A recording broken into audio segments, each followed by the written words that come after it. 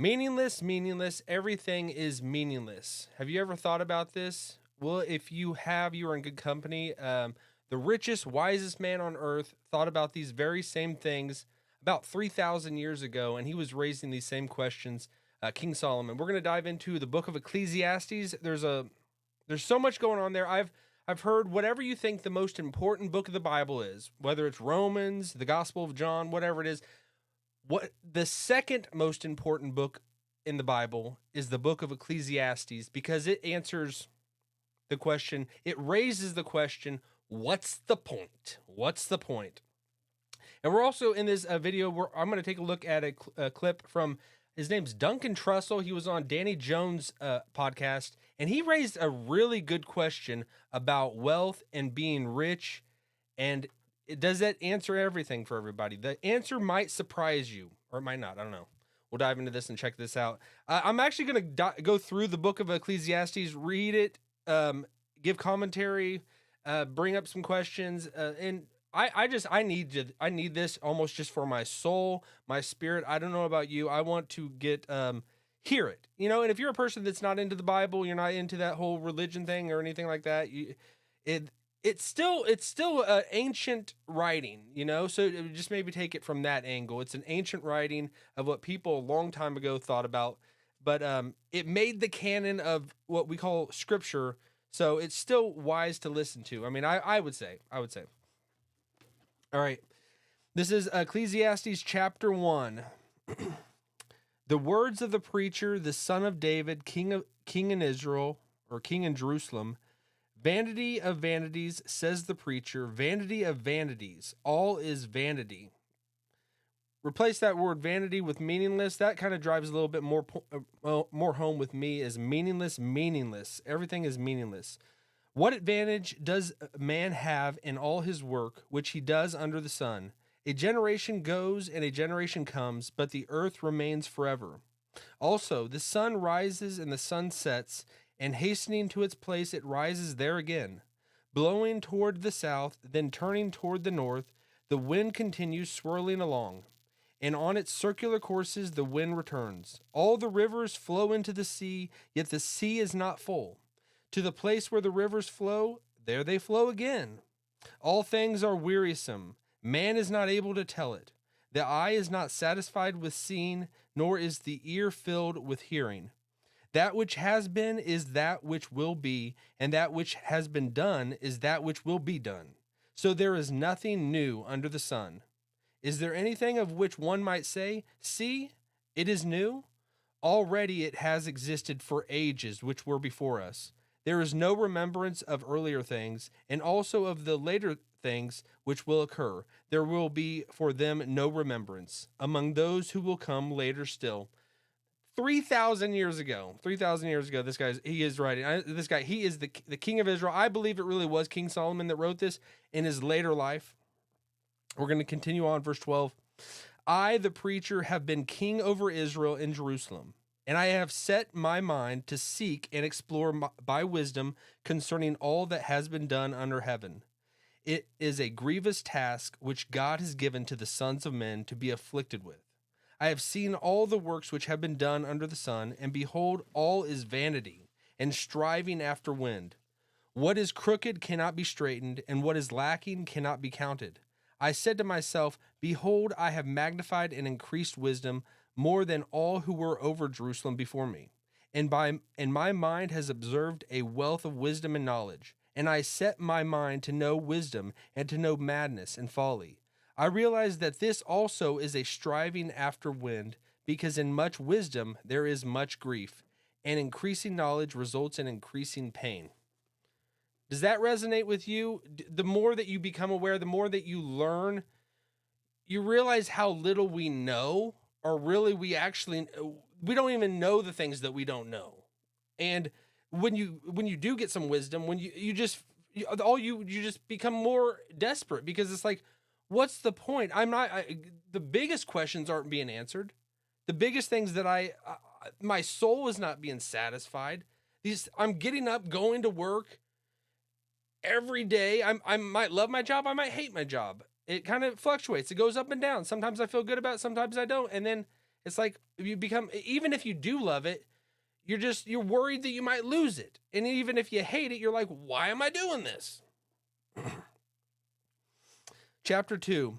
I said to myself, come now, I will test you with pleasure. So enjoy yourself. And behold, it was too futility. I said of laughter, it is madness, and of pleasure, what does it accomplish? I explored with my mind how to stimulate my body with wine, while my mind was guiding me wisely, and how to take hold of folly until I could see what good there is for the sons of men to do under heaven for a few years of their lives. I enlarged my works, I built houses for myself, I planted vineyards for myself, I made gardens and parks for myself, and I planted in them all kinds of fruit trees. I made ponds of water for myself from which to irrigate a forest of growing trees. I bought male and female slaves, and I had home-born slaves. Also I possessed flocks and herds larger than all who preceded me in Jerusalem. Also I collected for myself silver and gold, and the treasures of kings and provinces. I provided for myself male and female singers, and the pleasures of men, many concubines. Those aren't combines, those are concubines. That's women. King Solomon had a harem. He had women upon women. A lot of it was probably just to marry a lot of, almost like peace with other countries. They were strategic just to marry the king's daughter of another place and just to make peace treaties and all that. But he had women, and he had all the women he wanted. He had all the women he wanted. It sounds like he's living high on the hog. He's got everything that we all want. Andrew Hart, or Andrew, I just flipped this. Andrew Tate, eat your heart out. That's what that was what I was thinking. But you ever have that where you think a word ahead what you're gonna say and you just flip it ahead and you insert it? Happens all the time. I hear other people do it all the time, not just me. Then I became great and increased more than all who preceded me in Jerusalem. My wisdom also stood by me. All that my eyes desired, I did not refuse them. I did not withhold my heart from any pleasure, for my heart was pleased because of all my labor, and this was my reward for all my labor. Thus I considered all my activities which my hands had done, and the labor which I had exerted, and behold, all was vanity, and striving after wind, and there was no profit under the sun. He did all of that. He had it all. I mean, I think it makes me think of Tony Montana. He got it all. You know, he did it by wicked means at times. You know, he killed people. King Solomon, he's just a king. He's got the most riches, the most women, the most land, and he's got everything you could want. And he ends it by saying all was vanity. It was pointless. We're going to take a look at this. This is Duncan Trussell. He was on the Danny Jones podcast. And what he brought up about this was actually very interesting because it's in this whole context of talking about Peter Thiel's lectures over the Antichrist. And he actually was able to be a part of one of those sit downs, one of those lectures. I didn't think there was a total of 4. And it's in that context this gets brought up about money, that these wealthy people out there are just seeing like they're living into this. They have everything they want, but are they satisfied? Are they content? Or have they reached the point of view where they understand it doesn't really buy happiness? Probably like one of the side effects of having a lot of money is you. And earmuffs for anyone that cares about that. He is going to drop the F word. Begin to realize that like none of this is making me happy. It's not working. Like this dream, like I've got the yachts and I have more money than I could ever spend in a lifetime, but I'm miserable. Why? What is that? It's the best question of all time. And until you like have that experience, you might just think when you hear, money doesn't bring happiness, you're like, shut the fuck up. I can't pay my rent. Right. You know what that's like? That's scary.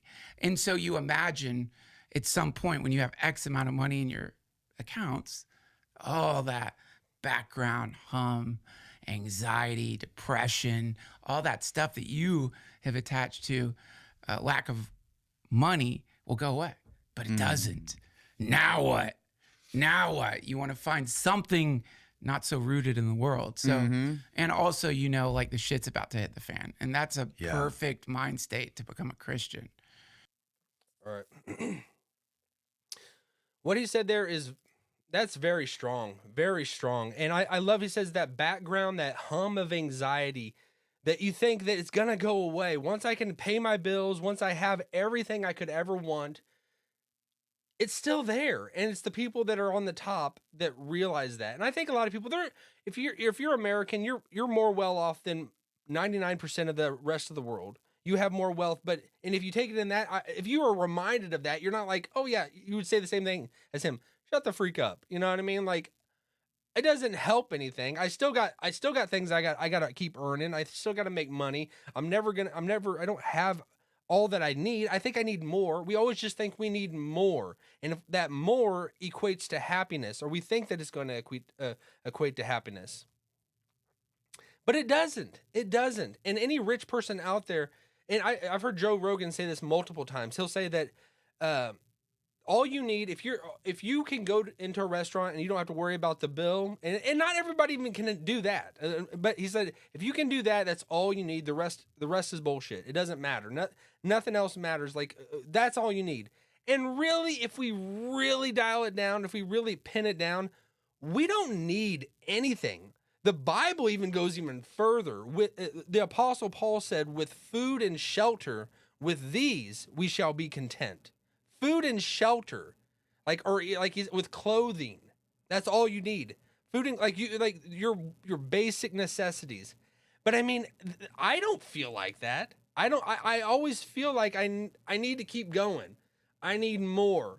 You get a bigger garage. You got to fill it with more cars. You make more money. You got to spend it on something else. You get a house. You got to fill it up with things. You need a bigger house, and then you got bigger bills. And then and it's just like it just keeps growing and growing. It's like, when does it become enough?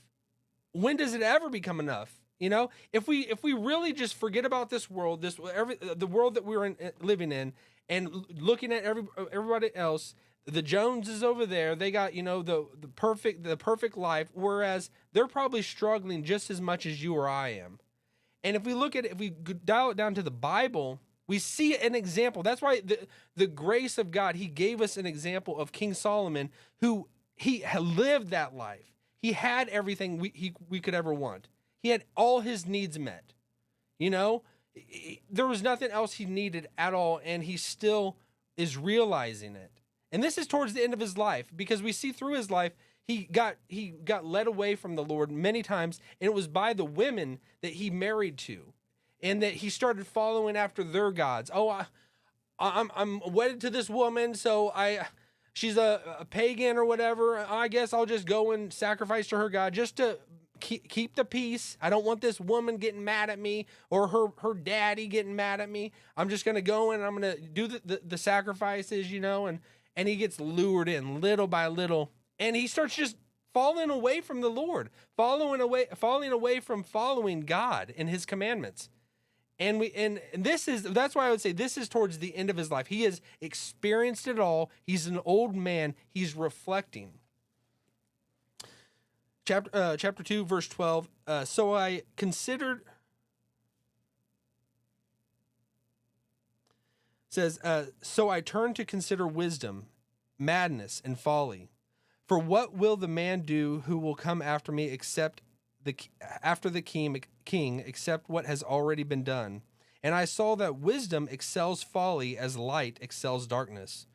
The wise man's eyes are in his head, but the fool walks in darkness.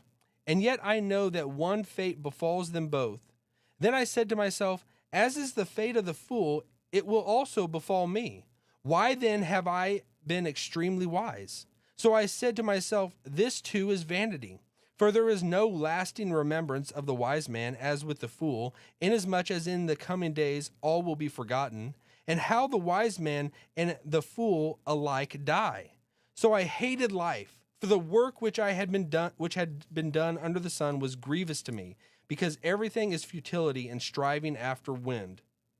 Thus I hated all the fruit of my labor, for which I had labored under the sun. For I must leave it to the man who will come after me. And who knows whether he will be a wise man or a fool? Yet he will have control over all the fruit of my labor for which I have labored by acting wisely under the sun. This too is vanity. Therefore I completely despaired of all the fruit of my labor for which I had labored under the sun. When there is a man who has labored with wisdom, knowledge, and skill, then he gives his legacy to one who has not labored with them. This too is vanity and a great evil. For what does a man get in all his labor and in his striving with which he labors under the sun? Because all his days his task is painful and grievous. Even at night his mind does not rest. This too is vanity. There is nothing better for a man than to eat and drink and tell himself that his labor is good. This also I have seen that it is from the hand of God. For who can eat and who can have enjoyment without him? For to a person who is good in his sight, he has given wisdom and knowledge and joy, while to the sinner he has given the task of gathering and collecting, so that he may give to one who is good in God's sight. This too is vanity and striving after wind. This is from the perspective of just, if we just from say there is no God and we're living in this life, it's just secular mindset. Really. Like there's no afterlife, there's no beyond this grave. Why am I striving to accumulate more and more wealth, build bigger and bigger houses, bigger and bigger barns, create a much greater company and make it awesome and awesome, where I'm going to die eventually? And it's the people that are after me, what they do with it, I have no control over. And they could just run it into the ground and make it just like poof into nothingness the next day. So it's just a real, I know we're on this rat race. We feel like we just got to keep going no matter what. And that we are forced to. God has put it in us that we have to keep going. We are like just nonstop. Our mind is always rolling. It's always going, and we have to put our energy to something. But it's like, if we don't get certain things right, we're going to be just driving for no reason. There's going to be no point at the end of the road where we're going.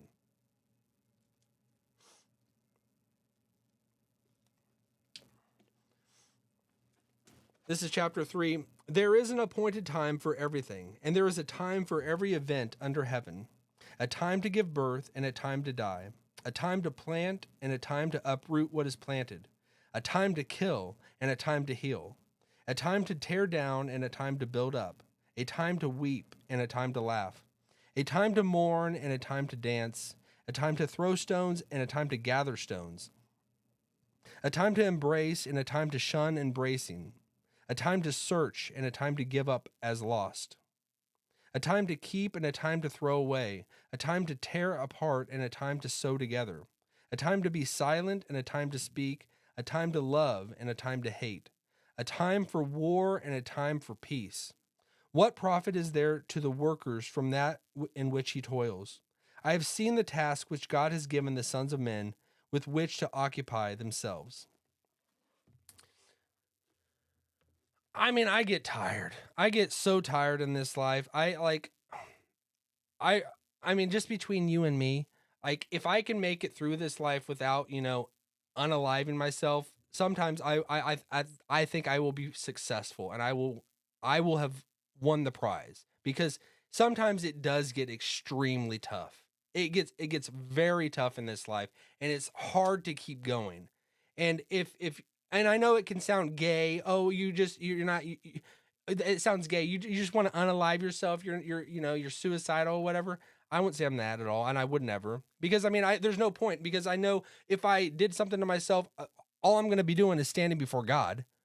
And so it's like I'm in this temporal time where I got to keep going. I have to keep going. And it's like no matter how much it hurts and how much I want to just be into the next life, to move forward, be done with this, I would never. I could never. I could never, honestly. And but I know anybody can go through something, and you never know. But I've been in those times, and I couldn't bring myself to do anything to actually in my life, because I'm aware of God's presence. Like before I became a Christian, I joked about like that. I don't know if I really joked about it, but there were serious times that like people in my life, wanted to do that kind of thing. And I was just like, I didn't want to be anything of it because all I was just thinking about other people. You're kind of like just on a show before you become a Christian. You think everything revolves around you and that everybody's watching you. Everybody's concerned with you. And if you die, all you're going to be there is you're going to be there watching how are people going to act if I'm gone? What are they going to be like? And it's all about you. Whereas, now that I am a Christian, I'm aware of God's presence. I know if I died, it's not going to be that like, oh, I get to see how other people are going to react to me being gone. How's that? That's going to be interesting. That'll be fun. Oh, will they really care about me? No, I'm going to be right in front of God's presence. And I would have done something wrong, very wrong. My last final act of doing that. It's not ours to take. We shouldn't do that. But it gets tough, and that can seem kind of black and dark. And it is. If for me, it is. I'm just being honest with you. It is black and dark. It gets very dark and tough at times.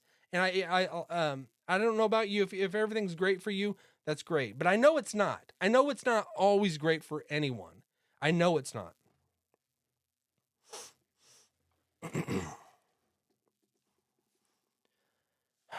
He has made everything appropriate in its time. He has also set eternity in their heart. Yet so that man will not find out the work which God has done from the beginning even to the end. I know that there is nothing better for them than to rejoice and to do good in one's lifetime. Moreover, that every man who eats and drinks sees good in all his labor. It is the gift of God. I know that everything God does will remain forever. There is nothing to add to it, and there is nothing to take from it. For God has so worked that men should fear him. That which already been, and that which will be has already been. For God seeks what has passed by. Furthermore, I have seen under the sun that in the place of justice there is wickedness, and in the place of righteousness there is wickedness. I said to myself, God will judge both the righteous man and the wicked man. For a time for every matter and for every deed is there. I said to myself concerning the sons of men, God has surely tested me in order for them to see that they are but beasts. For the fate of the sons of men and the fate of beasts is the same. As one dies, so dies the other. Indeed, they all have the same breath, and there is no advantage for man over beast. For all is vanity. All go to the same place. All came from the dust, and all return to the dust. Who knows that the breath of man ascends upward, and the breath of beast descends downward to the earth? I have seen that nothing is better than that man should be happy in his activities, for that is his lot. For who will bring him to see what will occur after him? We're all going to the ground. We're all going to end up in the dirt. We're all going to be, 100 years from now, we're all going to be forgotten for the most part. We might be in some history books depending on who you are. But we're all going to die and be worm food. But our soul, unlike animals, it doesn't just cease to exist, and that I think the animals, they just cease to exist. But what human beings have, they have the spark, the spirit that God has given us that is going to ascend after we die and return to its maker. And that's the difference between God breathed into humans the breath of life that he did not breathe into certain animals on this world. That's why there's a difference between a human dying and a bear dying. There's a difference between a human dying and a fly dying. That humans have the image of God in them. They have the spirit that God has given them, so that there is more of a holiness, a value aspect as opposed to other animals. We are animals. We are animals. We are fleshly beings, meat machines, walking around, moving around. But we have a spark of divine nature in us that God has given us. And that is what's going to return to him when we die. But he brings up the righteous and the wicked. We will all be judged. And it's that same age-old question where he's like, I see the wicked, prospering. I see the righteous, and it's like the question of evil. And that is what trips so many people off. That for years, centuries, that like, how could an all-powerful God who is good allow this evil world? How could he allow children to have cancer, children to have AIDS and die and suffer, these innocent beings, innocent humans. And that it comes down to, well, as Christians, we would say it's a result of the curse of the fall. We live in a fallen world. There are results and consequences based on our parents' choices, what they did. We were inside of Adam and Eve, everybody, you, me included, we were all inside of them at that point, metaphorically or whatever, literally, I don't know, but we were all there, and they were making the decision for us. They were our representatives. That's what happened. And their sin and whatever happened in the fall in Genesis 3, that is the result of why sin and evil things happen in this world. It is, and it all comes down to, really, it's trust. It's trust that God is going to make everything right. Eventually, He will make everything right. It's not this everything evil that's done in this world will either have been paid for on the cross of Christ, or the people that commit evil atrocities will pay for them by themselves. All right, I gotta get a drink.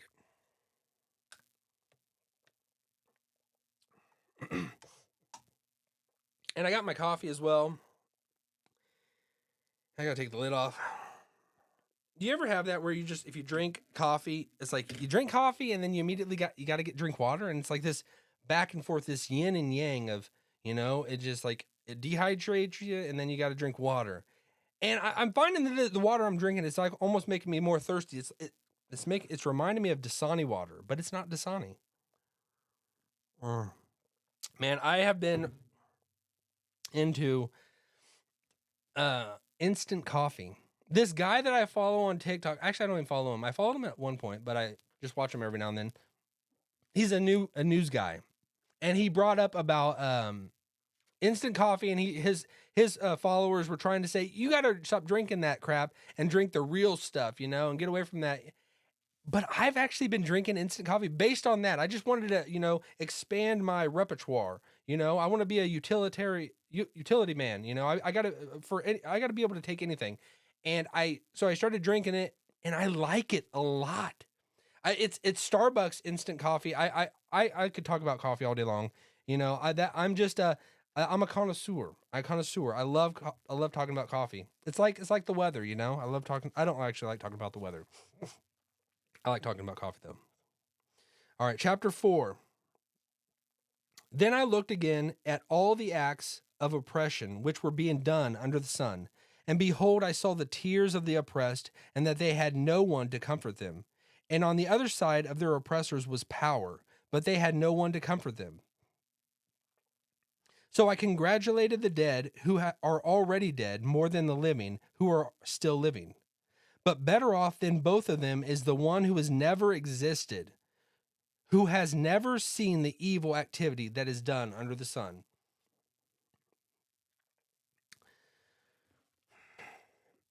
I mean, that's some real words. And he's bringing up a real point that, being brought into this world, it can be a great blessing, but it can also be a great curse. And the people whose lives were cut short, if people are cutting somebody's life short, they'll deal with the consequences of their action. But the one who has had their life cut short, whether, a child, that I believe they will be with the Lord. They won't they will be with Him forever. And they will, and he's like saying that to have never existed. I'm just thinking, like, it's very tough to even grapple with the idea that I'm coming into this world and I'm going to suffer under these dark things that this world has to offer. I believe that, children, if they die, before the age of accountability, that they will go to be with the Lord, forever. And so I think that there's a piece that we can all have about that.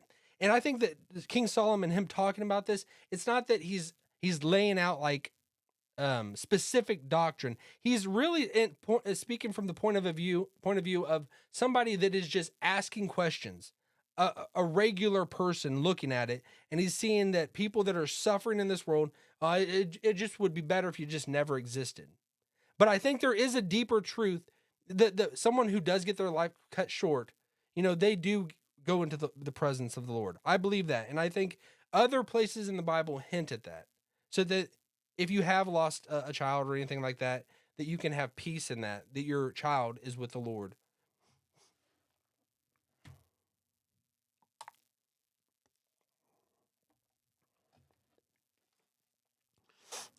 Verse 4, I have seen that every labor and every skill which is done is the result of rivalry between a man and his neighbor. This too is vanity and striving after wind. The fool folds his hands and consumes his own flesh. One handful of rest is better than two fists full of labor and striving after wind. Then I looked again at vanity under the sun. There was a certain man without a dependent, having neither a son nor a brother, yet there was no end to all his labor. Indeed, his eyes were not satisfied with riches, and he never asked, and for whom am I laboring and depriving myself of pleasure? This too is vanity, and it is a grievous task. Two are better than one because they have a good return for their labor. For if either of them falls, the one will lift up his companion. But woe to the one who falls when there is not another to lift him up. Furthermore, if two lie down together, they keep warm. But how can one be warm alone? And if one can overpower him who is alone, two can resist him. A cord of 3 strands is not quickly torn apart. A poor yet wise lad is better than an old and foolish king who no longer knows how to receive instruction.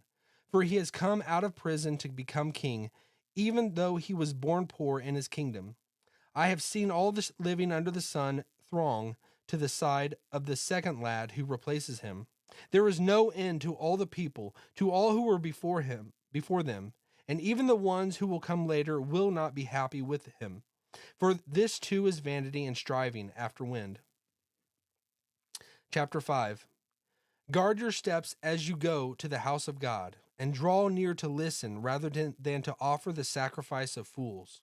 For they do not know they are doing evil. Do not be hasty in word or impulsive in thought to bring up a matter in the presence of God. For God is in heaven and you are on the earth. Therefore let your words be few. For the dream comes through much effort, and the voice of a fool through many words. When you make a vow to God, do not be late in paying it, for he takes no delight in fools. Pay what you vow. It is better that you should not vow than that you should vow and not pay. Do not let your speech cause you to sin, and do not say in the presence of the messenger of God that it was a mistake. Why should God be angry on account of your voice and destroy the work of your hands? For in many dreams and in many words there is emptiness. Rather, fear God. If you see oppression of the poor and denial of justice and righteousness in the province, do not be shocked at the sight. For one official watches over another official, and there are higher officials over them. After all, a king who cultivates the field is an advantage to the land. He who loves money will not be satisfied with money, nor he who loves abundance with its income. This too is vanity. When good things increase, those who consume them increase, so that it is advantage to their owners except to look on. The sleep of the working man is pleasant, whether he eats little or much, but the full stomach of the rich man does not allow him to sleep. There is a grievous evil which I have seen under the sun, riches being hoarded by their owner to his hurt. When those riches were lost through a bad investment and he had fathered a son, then there was nothing to support him. As he had come naked from his mother's womb, so will he return as he came. He will take nothing from the fruit of his labor that he can carry in his hand. This also is a grievous evil. Exactly as a man is born, thus will he die. So what is the advantage to him who toils for the wind? Throughout his life he also eats in darkness with great vexation, sickness, and anger. Here is what I have seen to be good and fitting: to eat, to drink, and enjoy oneself in all one's labor in which he toils under the sun during the few years of his life, which God has given him. For this is his reward. Furthermore, as for every man to whom God has given riches and wealth, he has also empowered him to eat from them and to receive his reward and rejoice in his labor. This is the gift of God. For he will not consider the years of his life, because God keeps him occupied with the gladness of his heart. So we keep simple lives. I would say if you have a job you like, and even if you don't, I think you can make whatever career or job you're at, wherever place you are at in life, you can make it be enjoyable, because you can look at it as that you're doing it, whatever it is, to the Lord and for the Lord, and doing it unto Him, as opposed to unto your employer or your boss. You care more about pleasing God, and that He's right there with you at your job, in your cubicle, or out in the field, wherever you're at, whatever you're doing, doing manual labor or whatever, He's right there with you.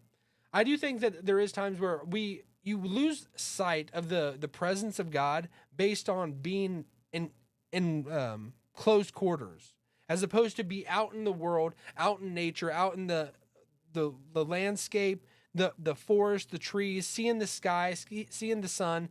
Because it's like you can feel sometimes more God's presence when you are not just enclosed in a room. So even if you work somewhere, know that He's right there with you, alongside you. You're doing the work as unto Him, doing it faithfully and to your best ability. But then even every now and then step out and go for a walk. And this life, it is a walk with God, moment by moment, step by step, day by day. I feel like I'm about ready to start singing a song. But He is with you every inch of the way. And sometimes it doesn't feel like He is, but He is.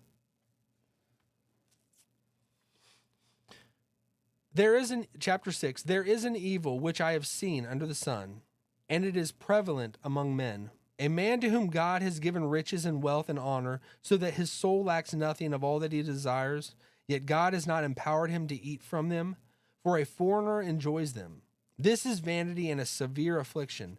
If a man fathers 100 children and lives many years, however many they may be, but his soul is not satisfied with good things, and he does not even have a proper burial, then I say, better the miscarriage than he, for it comes in futility and goes into obscurity, and its name is covered in obscurity. It never sees the sun, and it never knows anything. It is better off than he. Even if the other man lives 1,000 years twice and does not enjoy good things, do not all go to one place? All a man's labor is for his mouth, and yet the appetite is not satisfied. For what advantage does the wise man have over the fool? What advantage does the poor man have, knowing how to walk before the living? What the eye sees is better than what the soul desires. This too is futility and a striving after wind. Whatever exists has already been named, and it is known what man is. For he cannot dispute for him who is stronger than he is. For there are many words which increase futility. What then is the advantage to a man? For who knows what is good for a man during his lifetime, during the few years of his futile life? He will spend them like a shadow. For who can tell a man what will be after him under the sun? And he's going to bring up that, and we're going to come across this where he says that money is the answer to everything. Because in this life, when you think of just money in general, all your problems, we all feel like money could fix it. And really, it kind of could. In this world, in this like present, like just outward reality, it could surface level fix it. But it's not going to give you peace. It sometimes could even be a detriment to your life, because you're going to think you need more of it. Because that little shot of adrenaline that it gave you, or that little facade of peace that it gave you, you're going to think that's the real deal. And you're going to think you just need more. And it's just the hunger for more and more, and to acquire more and more. And I just think of sports people that, like, whoever it is, the greatest quarterback out there, whether it's Tom Brady or anybody else you think, you're never satisfied with what you just got. You're always satisfied with what you want, the next one. You want the next ring, the next win, because that current win, it leaves quickly. It's all like a present that you rip into, you tear open, and it's really just it leaves you with deflated air. I bring up Tom Brady and then Deflategate, but like it doesn't satisfy you. It really just whets your appetite, and makes you more thirsty. Like I'm feeling like I'm drinking water and it's making me more thirsty, but it's not dishonoring. Chapter 7. A good name is better than a good ointment, and the day of one's death is better than one's day of one's birth. It is better to go to a house of mourning than to go to the house of feasting, because that is the end of every man, and the living takes it to heart.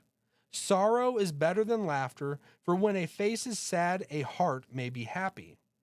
The mind of the wise is in the house of mourning, while the mind of fools is in the house of pleasure. It is better to listen to the rebuke of a wise man than for one to listen to the song of fools. For as the crackling of thorn bushes under a pot, so is the laughter of the fool. And this too is futility. For oppression makes a wise man mad, and a bribe corrupts the heart. The end of a matter is better than the beginning. Patience of spirit is better than haughtiness of spirit. Do not be eager in your heart to be angry, for anger resides in the bosom of fools. Do not say, why is it that former days were better than these? For it is not from wisdom that you ask about this. Wisdom along with an inheritance is good, and an advantage to those who see the sun. For wisdom is protection, just as money is protection.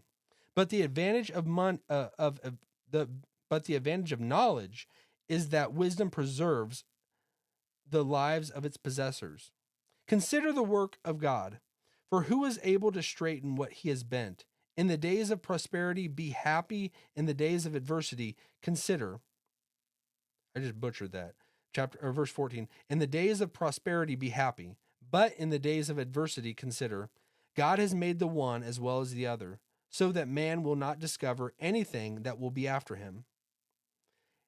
It's like God, sometimes it just feels brutal. It really does. To me, it's tough. It's tough. It's like, and I've really been wrangling over this lately. It's just like, I have no control over my life. I can't change a thing. I can't. And I feel like that whatever I think I could do is just a mirage. It's just fake. And God is the one who is steering my life. I believe that. I believe that God is the one, and it's like you just feel useless and like powerless. And I've went back and forth because I know people will say you gotta go out there and make a difference. You gotta make the change. You gotta be the change. And it's like, really? I don't think we do. I don't think we can. But I think we gotta keep saying that. I think we gotta feel like that. But it's really God's spark that is the one directing us. And I think that it is a fable for us to think any otherwise. To think that we are the ones controlling our destiny. We are the ones controlling how this next week's going to turn out. Is it going to turn out good or bad? Am I going to make the sale or am I not? Am I going to fail tomorrow or am I going to thrive? Am I going to feel good tomorrow or am I going to feel sick? I'm acutely aware of how little power I have. And I know this is the opposite. This is the opposite of what anybody would want to hear, because the people I admire the most don't say this. The people that I admire the most, like Joe Rogan or anybody else, that you got to go out there and you got to make it happen. But the ones saying that are the ones that have made it happen. And I don't necessarily think that it's because of them. I don't. I believe that they're living out and carrying out what the maker, the one behind them, is putting them through, that they're going through it. God is directing their lives. God has put them where they're at. And if they start like thinking, I got myself here by my bootstraps, I'm the one who rolled up my sleeves and did it. I think that is the biggest lie. I think that it's not to say that we don't need to cooperate and try to work with God and do our best. But at the end of the day, really, what are we actually changing?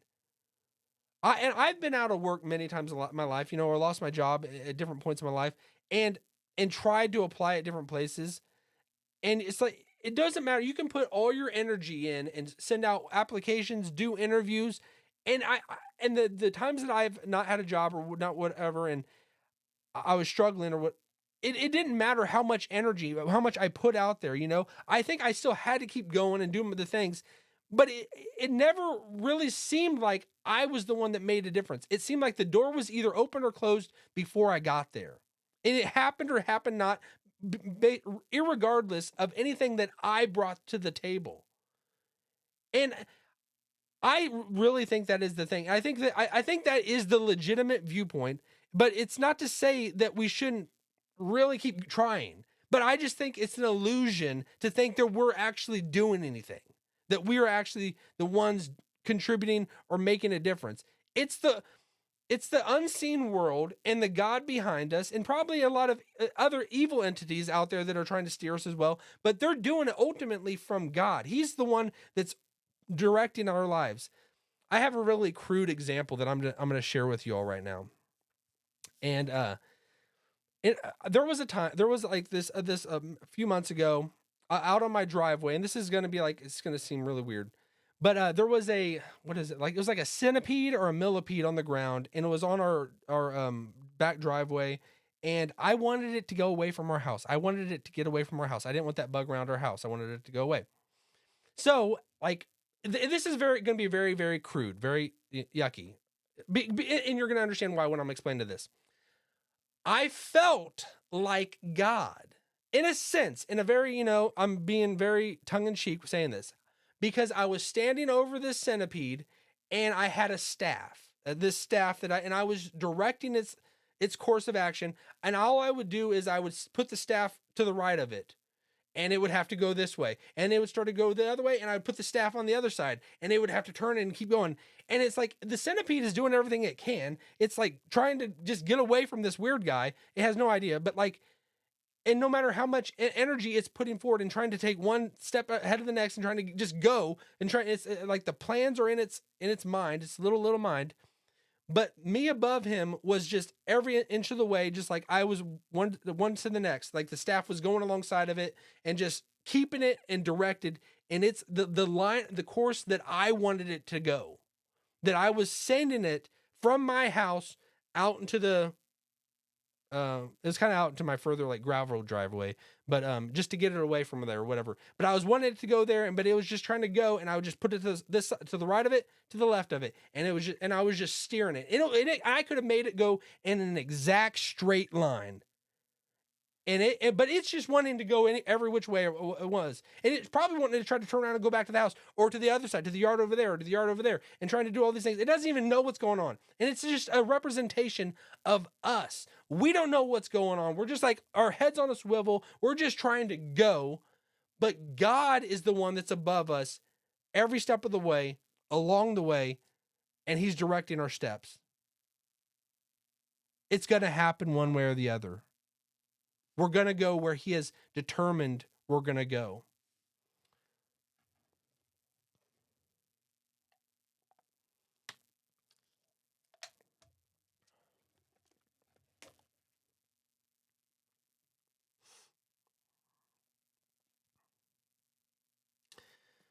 This is in chapter 7, verse 15.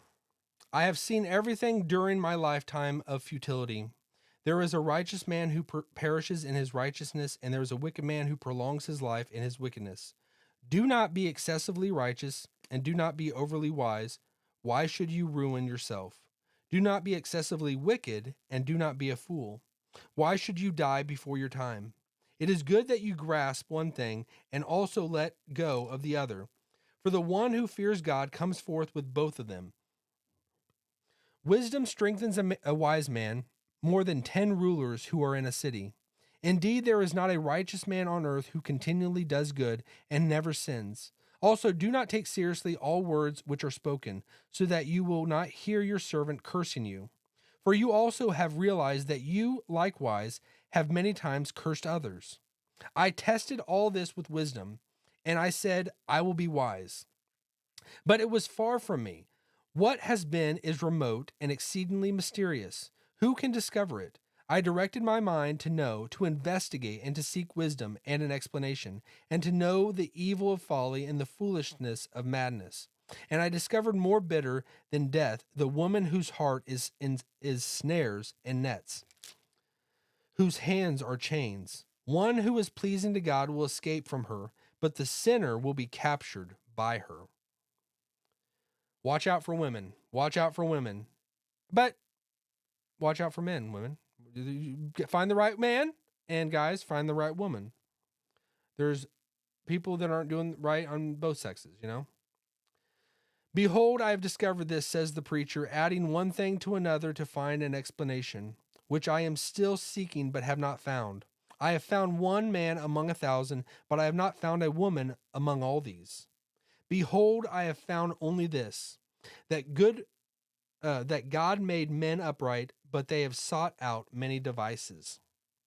Chapter 8. Who is like the wise man, and who knows the interpretation of a matter? A man's wisdom illumines him and causes his stern face to beam. I say, keep the command of the king because of the oath before God. Do not be in a hurry to leave him. Do not join in an evil matter, for he will do whatever he pleases, since the word of the king is authoritative. Who will say to him, what are you doing? He who keeps a royal command experiences no trouble, for a wise heart knows the proper time and procedure. For there is a proper time and procedure for every delight, though a man's trouble is heavy upon him. If no one knows what will happen, who can tell him when it will happen? No man has authority to restrain the wind with the wind, or authority over the day of death. And there is no discharge in the time of war, and evil will not deliver those who practice it. All this I have seen and applied my mind to every deed that has been done under the sun, wherein a man has exercised authority over another man to his hurt. So then I have seen the wicked buried, those who used to go in and out from the holy place, and they are soon forgotten in the city where they did thus. This too is futility, because the sentence against an evil deed is not executed quickly. Therefore the hearts of the sons of men among them are given fully to do evil. Although a sinner does evil 100 times and may lengthen his life, still I know that it will not be well for those who fear God. Still I know that it will be well for those. That's a big difference. Still I know that it will be well for those who fear God, who fear him openly.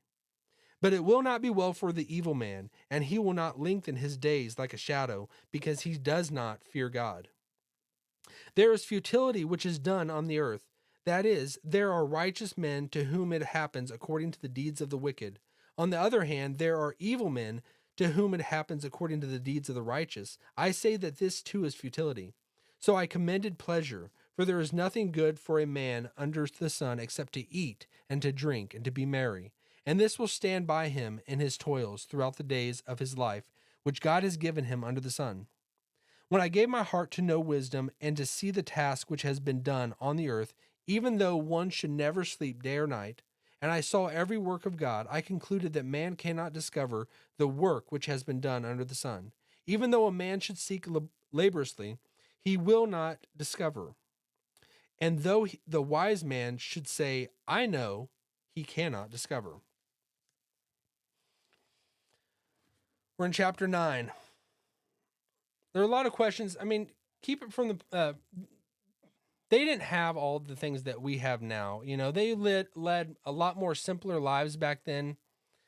A lot more. I mean, even like before they're.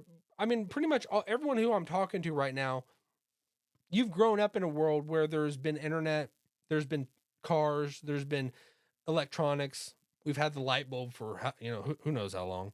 We've had a lot of things that back then that they didn't have, and this world has sped up.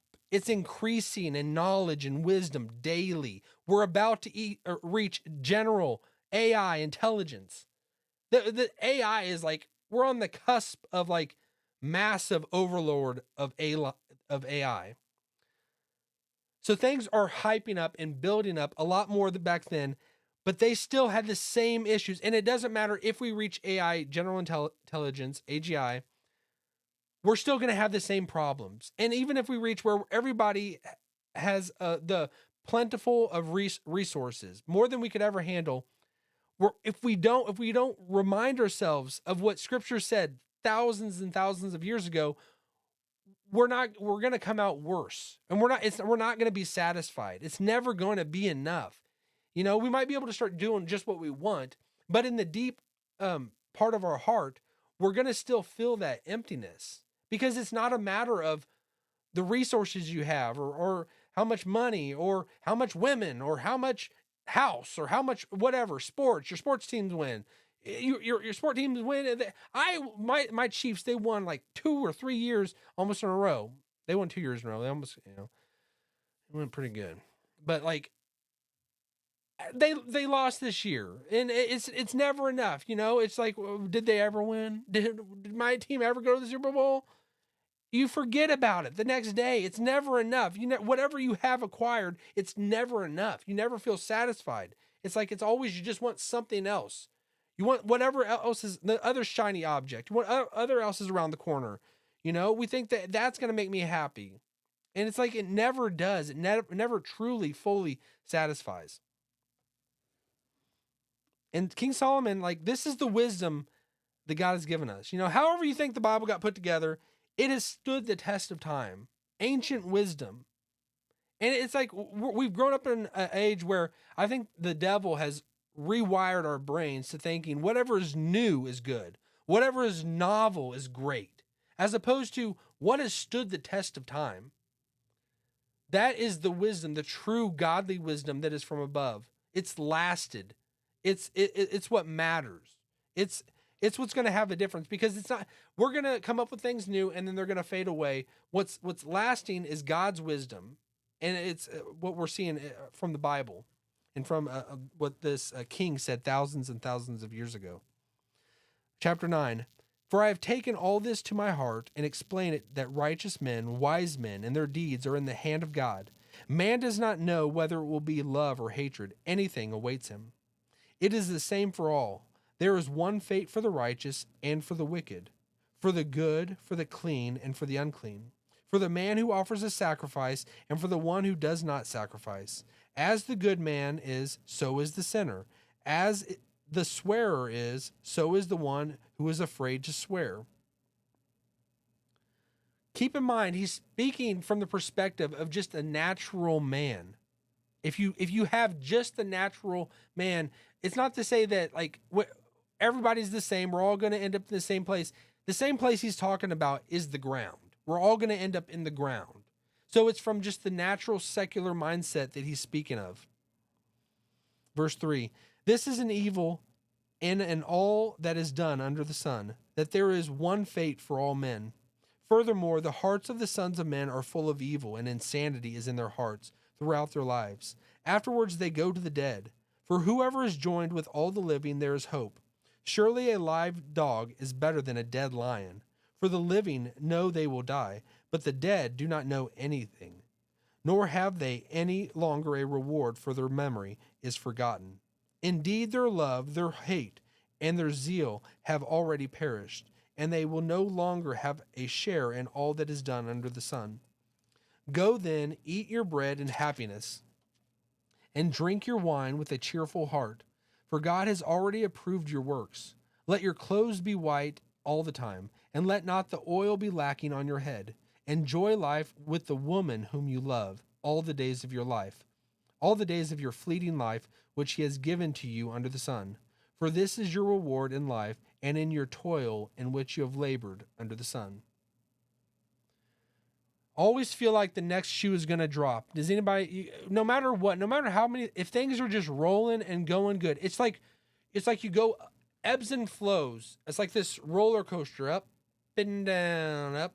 And it's like when everything's are going good, you're like, oh crap, something bad's around the corner. Something bad is about to happen. Something is that I'm not aware of. It's about to happen, and I can tell because of how good things are going. But when you're in the valley, in the darkest valley, you're not thinking about that. You're not thinking things are about to go up. No, it's just all you see is my life is miserable. I want to unalive myself. I'm tired of this. I want to give up. I cannot keep going. And some people, their ebb and flow, their up and down is different. Some people stay at a more neutral level, but we all go through it in some form or fashion. But it's being aware that you're going through it. I mean, you're aware that you're going to go through it is what's going to help you the most. Whatever your hand finds to do, do it with all your might. For there is no activity or planning or knowledge or wisdom in Sheol, where you are going. I again saw under the sun that the race is not to the swift, and the battle is not to the warriors, and neither is bread to the wise, nor wealth to the discerning, nor favor to men of ability. For time and chance overtake them all. Moreover, man does not know his time. Like fish caught in a treacherous net and birds trapped in a snare, so the sons of men are ensnared at an evil time when it suddenly falls on them. Also, this I came to see as wisdom under the sun, and it impressed me. There was a small city with few men in it, and a great king came to it, surrounded it, and constructed large siege works against it.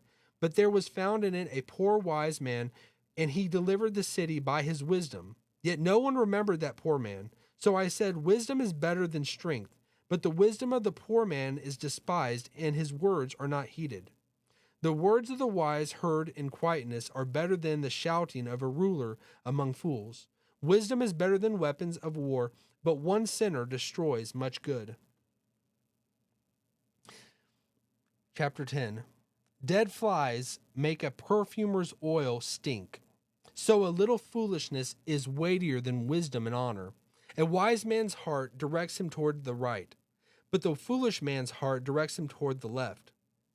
Even when the fool walks along the road, his sense is lacking, and he demonstrates to everyone that he is a fool.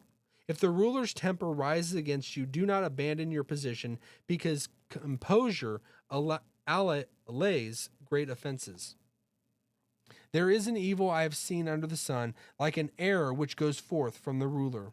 Folly is set in many exalted places, which rich men sit in humble places. I have seen slaves riding on horses, and princes walking like slaves on the land. He who digs a pit may fall into it, and a serpent may bite him, who breaks through a wall. He who quarries stones may be hurt. Gosh, I'm butchering this. He who quarries stones may be hurt by them, and he who splits logs may be endangered by them. If the axe is dull and he does not sharpen its edge, then he must exert more strength. Wisdom has the advantage of giving success. If the serpent bites before being charmed, there is no profit for the charmer. Words from the mouth of a wise man are gracious, while the lips of a fool consume him. The beginning of his talking is folly, and the end of it is wicked madness. Yet the fool multiplies words. No man knows what will happen, and who can tell him what will come after him? The toil of a fool so wearies him that he does not even know how to go to a city. Woe to you, O land, whose king is a lad, and whose princes feast in the morning. Blessed are you, O land, whose king is of nobility, and whose princes eat at the appropriate time, for strength and not for drunkenness. Through indolence the rafters sag, and through slackness the house leaks. Men prepare a meal for enjoyment, and wine makes life merry. And money is the answer to everything. There it is. I'm going to read that again. Men prepare a meal for enjoyment, and wine makes life merry, and money is the answer to everything. You didn't think you'd see that in the Bible, did you? Furthermore, in your bedchamber, do not curse a king, and in your sleeping rooms, do not curse a rich man. For a bird of the heavens will carry the sound, and the winged creature will make the matter known. So if you don't read Ecclesiastes in the context which it's written, and for the purpose which it's written, and from the perspective which it's written, you miss a lot of things, and they don't make sense. When it says something like the money is the answer to everything, that really stands out to me. And it really resonates with me, because if you're really thoughtful and honest about it, a lot of our problems could be answered in this natural world by money. Somehow, in some form or fashion. But it still would not lead us to full enjoyment of life and true life. It wouldn't. It would deceive us to thinking it does. Sometimes the richest people can be the worst off people, because they're so bought into they don't need God. They can take care of themselves, and they're further and further away from being in a condition that can reach out to God, to be close to God, to think they need him. Because at the end of the day, the poorest people can be in a better position, because You understand you're dependent. I have no power, so I'm going to reach to the one who has ultimate power, as opposed to just thinking I can do it all my own. And I think that's what rich people do. But like it stands out to me because it's like it is a real thing. Money could answer everything in this life, but it can be deceptive at the same time. Money is neutral. It's neutral, but it can also, the love of money is what's evil. What just can tarnish our soul and hurt our soul. All right, two more chapters. Chapter 11. Cast your bread on the surface of the waters, for you will find it after many days. Divide your portion to 7 or even to 8, for you do not know what misfortune may occur on the earth. If the clouds are full, they pour out rain upon the earth. And whether a tree falls toward the south or toward the north, wherever the tree falls, there it lies. I got to point this out because that is the verse that I've heard that R.C. Sproul, who is no longer with us, he's with the Lord right now, I've heard that was the verse that he said that converted him to Christianity. Let me just read it again to you and think, how could that verse convert you to Christianity?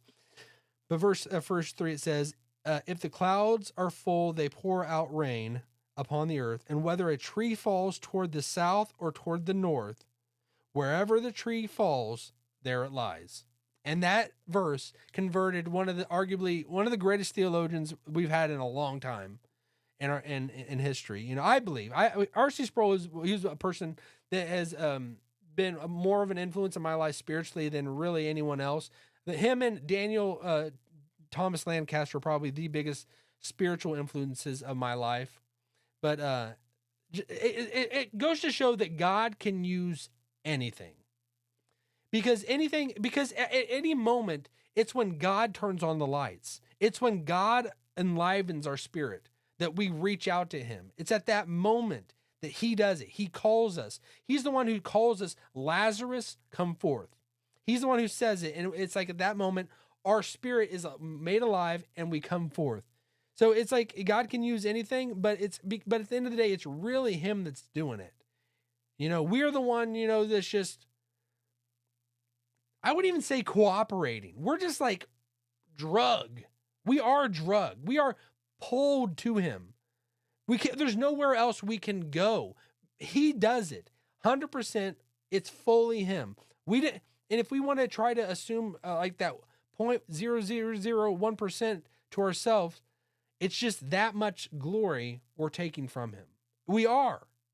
It's not to say after you become a Christian, we got to strive and to yield to the Spirit and work with God's Spirit to try to, our salvation and as in trying to do good things and do the works that God's prepared before us in advance. But, it's that initial calling. It's him. It's him that does it. He makes us alive. And I think that just goes to show with a verse like that, God just said, RC, you're mine. You're mine. He who watches the wind will not sow, and he who looks at the clouds will not reap. Just as you do not know the path of the wind and how bones are formed in the womb of the pregnant woman, so you do not know the activity of God who makes all things. Wow. Sow your seed in the morning and do not be idle in the evening, for you do not know whether morning or evening sowing will succeed, or whether both of them alike will be good. That's life. Keep sowing, keep going. That's like all you can do. But it's like God is the one who does it.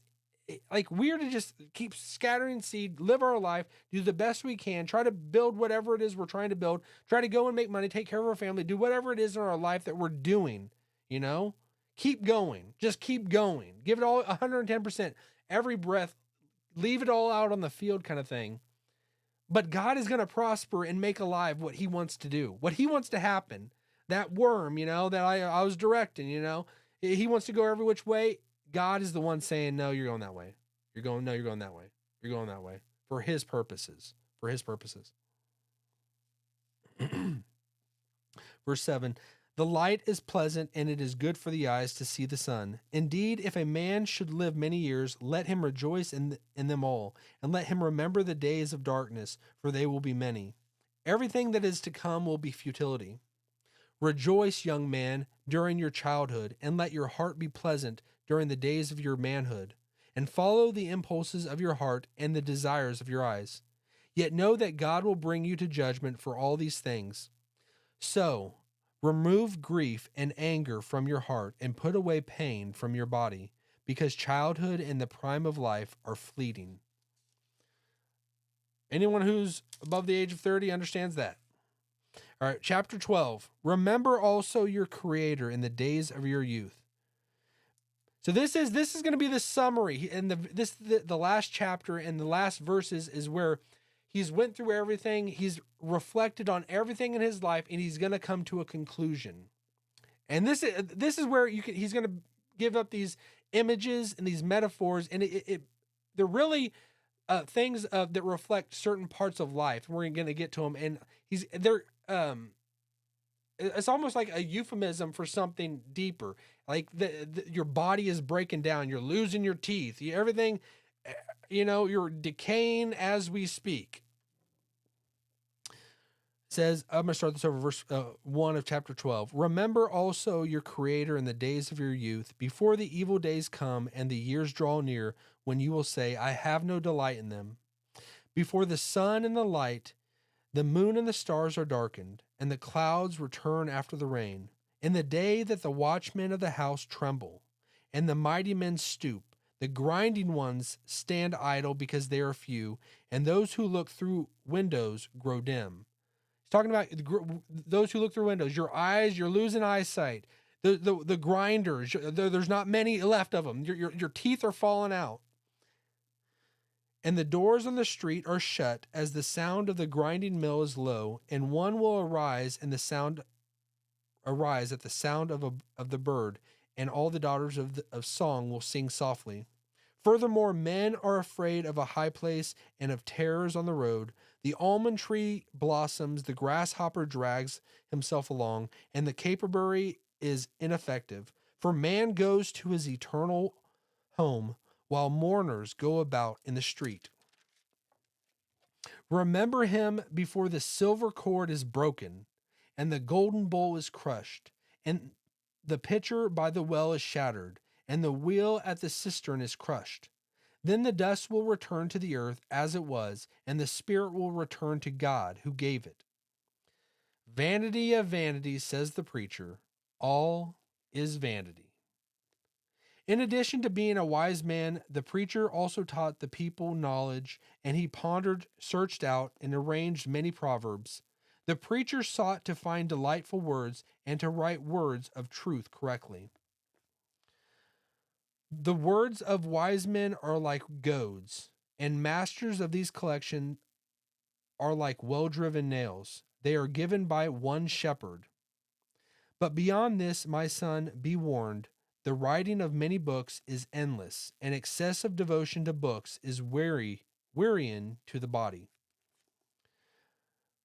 Here's the conclusion. The conclusion, when all has been heard, is fear God and keep his commandments, because this applies to every person. For God will bring every act to judgment, everything which is hidden, whether it is good or evil. Every word that we have spoken, everything that we have done will be called to account at one point, and that can be very terrifying. But if you are in Christ, if you have placed your trust in Jesus Christ, the bad things that you have done will be paid for. All your sin will be paid for.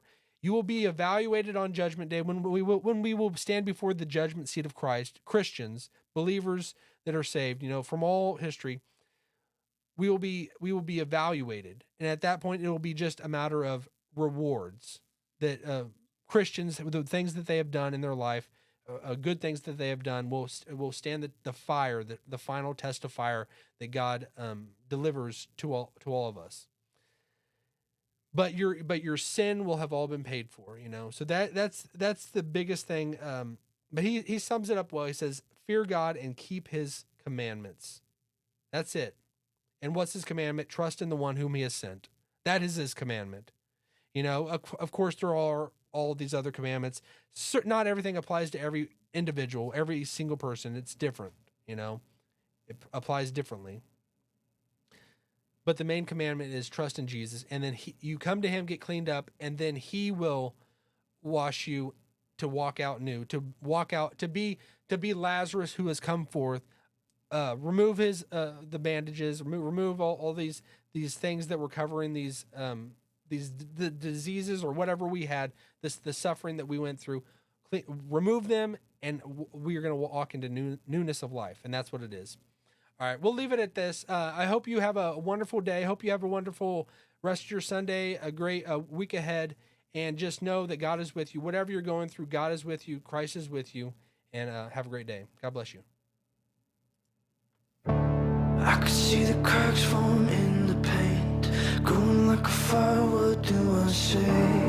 Can you see that?